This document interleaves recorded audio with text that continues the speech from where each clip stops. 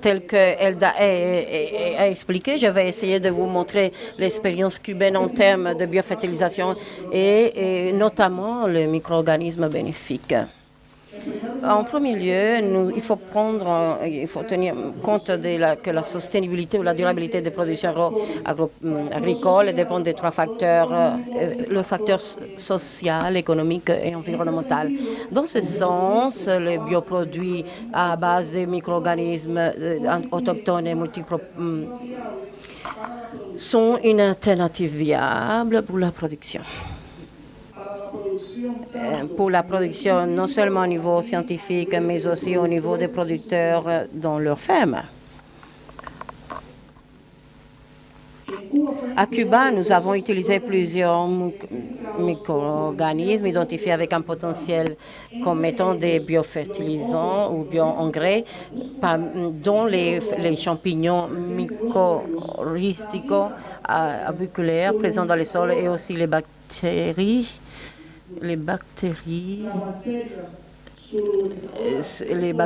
du phosphore. Dans ce groupe aspectueux, le Bacillus pseudomonas et d'autres bactéries qui sont bactéries fixatrices du nitrogène ou transformatrices du nitrogène. Dans ce groupe, cette diapo montre les bioengrais et les biostimulateurs développés à Cuba. Vous pouvez les consulter par la suite. Nous allons mettre l'accent sur ce que nous avons utilisé, la sotobalt, la pseudomora et la suspirulus, et aussi écomique, avec des champignons mycorhizico-aviculaires. Les micro-organismes efficaces arrivent à Cuba ou sont introduits depuis Costa Rica, mais c'est une technologie qui est développée dans les années 80, notamment par le docteur Terugo Iga, qui appartient à l'université de Ryusko au Japon et qui est le père de l'horticulture. Cela a été introduit à la station expérimentale de pâturage et ceci, c'est l'Institut Induatoy qui nous reçoit tous. Voici la représentation. Pour la production de ce bioproduit à partir des micro-organismes autochtones et multipropos, nous commençons par la collecte de l'écorce dans une zone vierge où il n'y a pas de perturbations anthropiques. Nous mélangeons les composants et nous les mettons en phase de fermentation et nous ajoutons la mélasse et le sérum du lait ou le petit lait qui va porter ou qui va aider au processus de fermentation. Nous essayons le test de poignée pour observer l'humidité, de voir la mer solide qui devra être générée, qui doit avoir 40%. Dans cette image, nous faisons le mélange afin de compacter tout ce mélange et diminuer les niveaux d'érosion. Lorsque nous générons le solide, cette mer solide, nous attendons 21 jours pour avoir une mer solide afin d'obtenir le produit fermenté et liquide qui a toutes les richesses du champ ou de terrain vierge qui va utiliser au niveau des cultures et aussi bien que chez les animaux.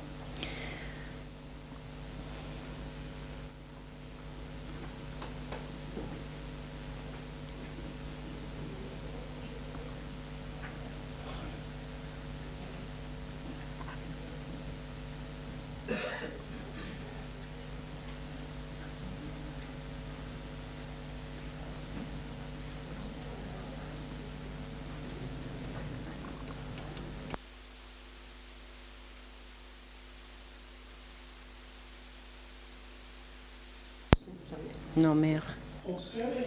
Vous pouvez voir sur cette diapo que non seulement le processus est fait dans des conditions de recherche scientifique, mais aussi il est aussi inséré ou il insère aussi les producteurs. Et cette image appartient à la ferme d'un producteur de Fernando Doris qui devient une école d'agriculture parce qu'on échange les connaissances et les savoir-faire. Ce producteur s'associe à d'autres producteurs et il génère le mélange des micro-organismes efficaces. Et au cours de ce processus, ils ajoutent ils ajoutent le processus de formation d'autres agriculteurs, c'est-à-dire nous étendons le processus dans les différentes fermes durables, agricoles et de production agricole en général. Nous avons aussi la création des plantes de IH+, qui est le nom ou la marque commerciale de notre produit qui est enregistré avec la richesse de micro-organismes autochtones de notre région. Tel que vous pouvez voir, les éléments sont des éléments qui sont localement disponibles avec peu d'entrants et peu de ressources. Et ça peut être des plastiques et qui vont être couverts. On a besoin d'écorce, du petit lait, de mélasse qui peut être remplacé par le jus de canne que nous avons aussi dans nos fermes.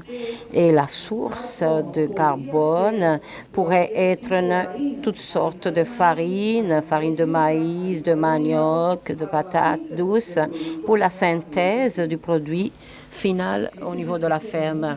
Ceci est le dessin, c'est-à-dire c'est le projet lui-même. Les applications que nous avons étudiées sont destinées aux composants plantes, mais aussi à la composante animale.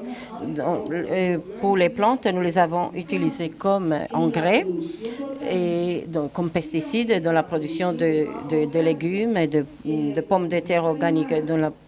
Et chez les animaux, nous l'avons utilisé comme probiotique parce qu'il y a des souches lactiques incorporées dans le traitement des maladies digestives, le contrôle et la gestion d'odeurs dans les installations productives et le traitement des résidus solides et liquides.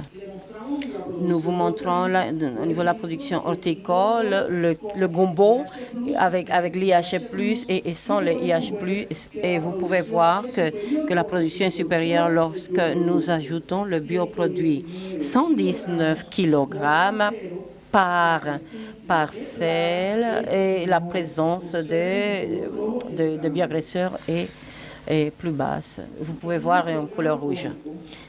Dans notre pépinière, vous pouvez voir les concombres, l'intégration avec les fruits, avec les mangues et les goyaviers, et la façon dont on asperge au niveau du giromon, une cucurbitacée.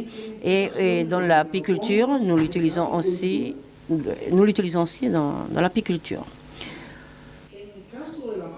Et concernant la pomme de terre agroécologique, nous l'avons aussi utilisée et nous avons eu des pommes de terre avec une plus grande qualité comparée aux paquets traditionnels qui utilisent des entrants chimiques, des produits chimiques.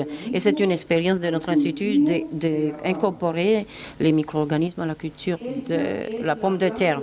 Celle-ci est la plante de production dans la ferme de Fernando, qui est une école d'agriculteurs, une extension de notre centre de recherche. Et tel que vous pouvez voir, nous appliquons dans la production des haricots, qui est très consommée à Cuba et dans d'autres régions du tropique, mais aussi pour la production du chou, nous l'utilisons. Aussi, dans le cas de la production porcine, par l'effet probiotique, nous pouvons observer que le groupe qui possède le bioproduit, 100%, à 100%, nous avons trouvé une solution pour les diarrhées. Lorsque nous n'avions pas le produit, nous avons pu récupérer que 8 animaux. 8 animaux. Nous pouvons l'utiliser pour le traitement des diarrhées des animaux et dans la production des volailles. Lorsqu'on utilise ce produit, le poids des animaux est beaucoup plus important. Il est traditionnel d'utiliser ou d'avoir des concentrations d'ammoniac lorsque nous appliquons le produit. Et la concentration d'ammoniac diminue dû au fait que dû aux effets positifs dans la réduction de ce composant.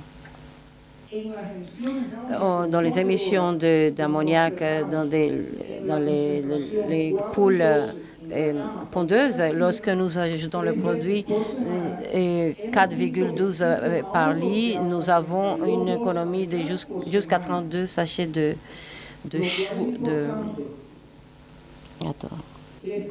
par semaine. Je vous ai expliqué que les micro-organismes autochtones peuvent aussi développer la transmission d'énergie lorsque c'est pour fermer le cycle et apporter des nutriments à l'intérieur de la des nutriments, pardon, à l'intérieur de la je n'ai pas suivi la phrase, ça va trop vite. Ceci est notre